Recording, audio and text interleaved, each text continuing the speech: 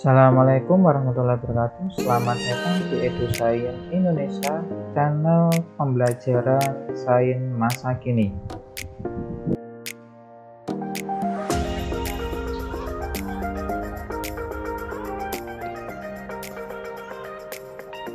Pada video kali ini akan jelaskan terkait dengan apa itu penicillium. Sebelum materi disampaikan, jangan lupa diklik tombol subscribe, like, dan share, dan juga komen untuk keberlangsungan dari channel ini. Penicillium sendiri merupakan jamur saprophyt yang umumnya dikenal sebagai jamur biru atau hijau.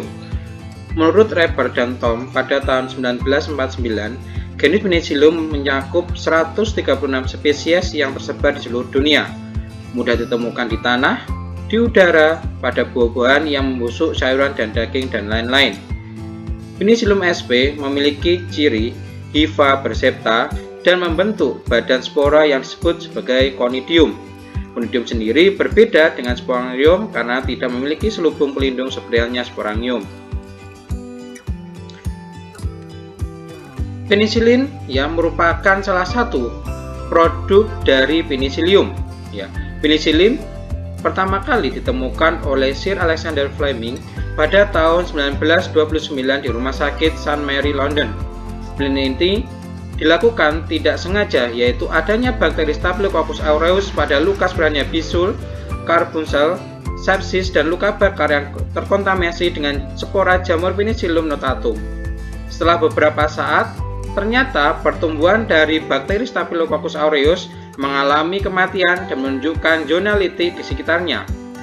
Jadi dapat disimpulkan bahwa adanya jamur Penicillium notatum ini dapat menghambat pertumbuhan dari Staphylococcus aureus, sehingga pada tahun tersebut Sir Alexander Fleming menyebutkan atau meneliti adanya zat yang terkandung pada Penicillium notatum berupa penicillin.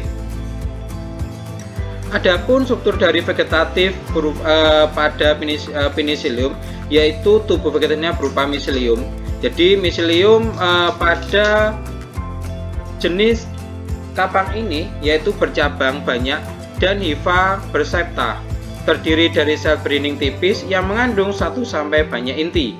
Dari setiap sel itu nanti akan memiliki pori sentral di mana kontinuitas sitoplasmanya dipertahankan.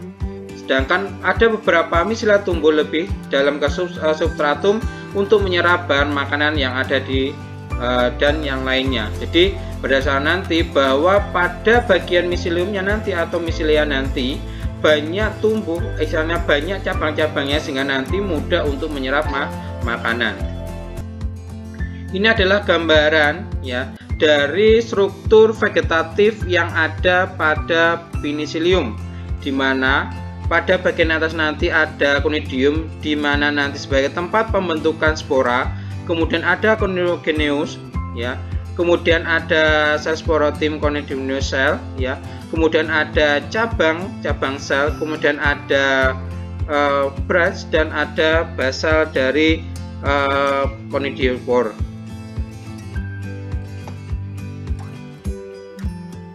Ini gambaran berupa bentuk conidia conidiophore yang ada pada Penicillium, di mana gambar yang di samping adalah gambar di bawah pengamatan mikroskop. Kemudian pada bagian yang kanan ini merupakan struktur setelah diamati di bawah mikroskop elektron.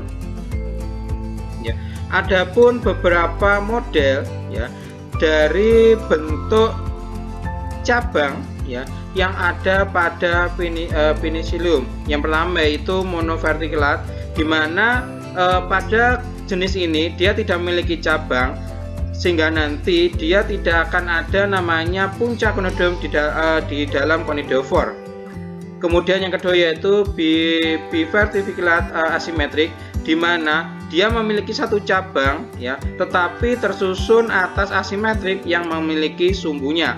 Kemudian yang ketiga yaitu bivertikulat asimetra, di mana dia merupakan memiliki cabang satu tingkat tetapi tersusun simetris mengelilingi sumbu dengan sel conidium asesora. Kemudian yang selanjutnya yaitu traverticulata, di mana memiliki 2 atau lebih percabangan yang asimetris. Ya. Kemudian terakhir adalah Divaricata, di mana dia memiliki cabang kondiofor yang tidak beraturan. Ya, ini adalah jenis beberapa Penicillium berdasarkan bentuk konidiofornya, di mana ada Penicillium cratatum, kemudian ada Penicillium citrochrome, kemudian berupa nanti yang Penicillium, kemudian ini merupakan Penicillium reduculafoni, ya, dan lain-lain. Kemudian bagaimana cara perkembangbiakan dari Penicillium? Ya, Penicillium memiliki cara perkembangbiakan dengan 2 cara, yaitu berupa vegetatif, ya, 3, yaitu vegetatif, kemudian aseksual dan seksual. Untuk bagian yang reproduksi vegetatif, yaitu dengan cara memecah Mycelium vegetatif secara tidak sengaja menjadi 2 atau lebih fragmen. Setiap fragmen kemudian tumbuh secara individual seperti halnya Mycelium induk. Ya. Kemudian yang kedua yaitu reproduksi aseksual, di mana reproduksi aseksual nanti dilakukan oleh spora uniseluler, tidak berinti, non-motil, dan terdapat konidia, sehingga nanti akan terbentuk suatu conidiofor. Ya, ini adalah beberapa tipe dari conidiofor dari beberapa spesies dari Penicillium. Ya, jadi setelah adanya pematangan, ya, konidia nanti akan terlepas dari induknya dan disebarkan oleh angin, dan pada substrat yang sesuai akan berkecambah membentuk suatu tabung germinal. Inti mengalami pembelahan mitosis berulang, dan semua inti nanti masuk ke dalam tabung germinal, dan sehingga nanti akan mengalami pembentukan septa berlanjut dengan pemanjangan tabung germinal, dan akhirnya septa Mycelium bercabang dan berkembang. Ya. Selanjutnya yaitu berupa reproduksi seksual, ya, di mana dimulai dengan adanya ascogenium berkembang dari setiap sel filamen vegetatif sebagai tubuh anukleat, tegak, dan uniseluler. Inti kemudian mengalami pembelahan mitosis berulang dan menghasilkan 32 atau 64 inti. Selanjutnya yaitu antheridium berkembang bersama dengan arcogenium dari hifa yang berdekatan. Kemudian darah apikal dari cabang pteridil dipotong oleh septum yang membentuk antheridium uniseluler dan uniklat pendek agak menggelembung. Setelah adanya pematangan arcogenium dan antheridium, ujung antheridium membengkok dan menyentuh dinding arcogenial. Dinding umpat dari titik kontrak larut dan kedua stemula kemudian bercampur. Inti dari antheridium tidak bermigrasi ke dalam ascogenium. Ascogenium kemudian membelah oleh dinding partisi menjadi banyak sel binukleat dan tersusun tidak beraturan. Beberapa sel dari binukleat nanti, ya, dari arcogenium nanti menonjol keluar melalui pembentukan hifa bercabang multirekular arcogen, yang selnya nanti juga dikaryotik oleh sel-sel apikal micelia dikaryotik yang membengkak dan sebagai sel induk dari askus sendiri. Kedua inti nanti sel induk askus mengalami karyogami dan membentuk inti diploid atau 2N. Inti kemudian mengalami meiosis pertama, kemudian mitosis yang menghasilkan 8 inti dan akan membentuk 8 ascospora dengan mengumpulkan beberapa sitoplasma. Dengan berkembangnya arcogenium nanti dan antheridium nanti akan menghasilkan banyak hifa seri secara bertahap bergabung dan akhirnya membentuk berupa ascospora. Struktur total menjadi badan buah bulat yaitu berupa Clostridium. Ascospora kemudian dilepaskan oleh pembubaran dinding askus dan Clostridium. Ascospora nanti berkecambah pada substrat yang sesuai sehingga nanti akan mengembang berupa tabung dan inti menjadi Mycelium seperti halnya induknya. Ini adalah berupa perkembangan atau secara reproduksi secara seksual dari Penicillium. Ya, selanjutnya terkait dengan kerugian dan kegunaan dari Penicillium. Ya, jadi ada beberapa kerugian dan keuntungan, ya, keuntungan yang dihasilkan adanya Penicillium. Yang pertama yaitu berupa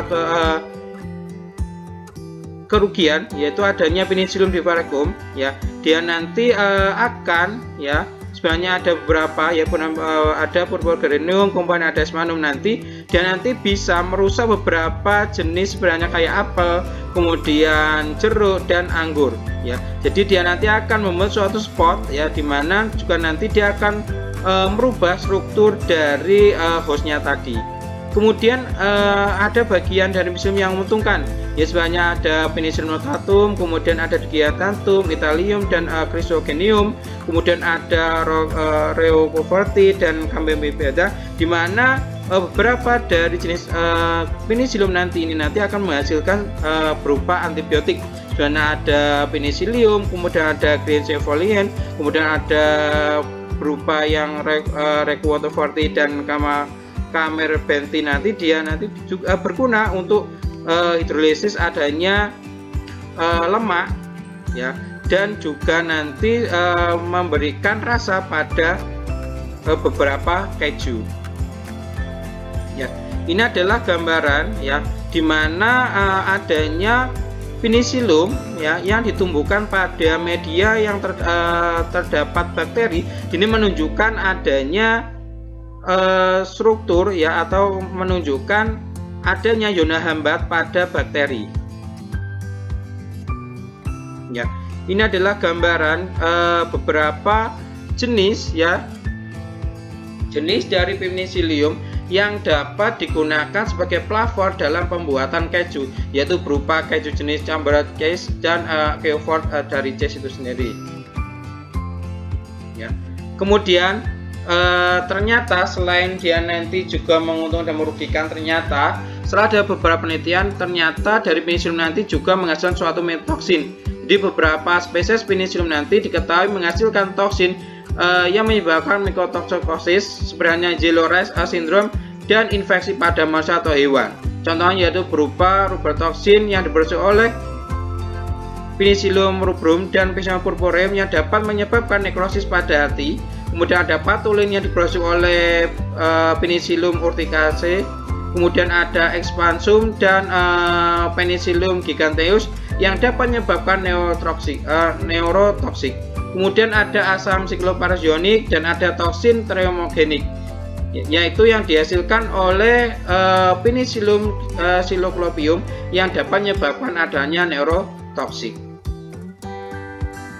ya. Kemudian ada citrinin ya. Citrinin ini nanti dihasilkan oleh Penicillium citrinum dan Penicillium citrinoviridae yang dapat menyebabkan adanya neurotoksik, neptotoksik. Kemudian ada citroviridin yang dihasilkan oleh Penicillium citrioviridae yang dapat menyebabkan neurotoksik juga. Kemudian ada leostirin ya yang diproduksi oleh Penicillium islandiacum ya, di mana nanti dapat menyebabkan hepatotoksik. Kemudian ada sikloprotein, ini juga dihasilkan oleh Penicillium islandicum yang dapat juga menyebabkan adanya hepatotoksik ya. Kemudian ada regulosin ya yang diproduksi oleh Penicillium regulosum yang dapat menyebabkan adanya hepatotoksik pada inangnya atau pada hostnya ya. Jadi inilah beberapa spesies ya, dimana yang menghasilkan berupa toksin ya. Jadi nanti ada contohnya ya, contohnya ada Penicillium artogeresium ya, dimana nanti akan menghasilkan asam penisilit, kemudian xanthomycin, phenylalanine, viridicatin ya. Kemudian juga ada nanti terestric acid dan penetrin A.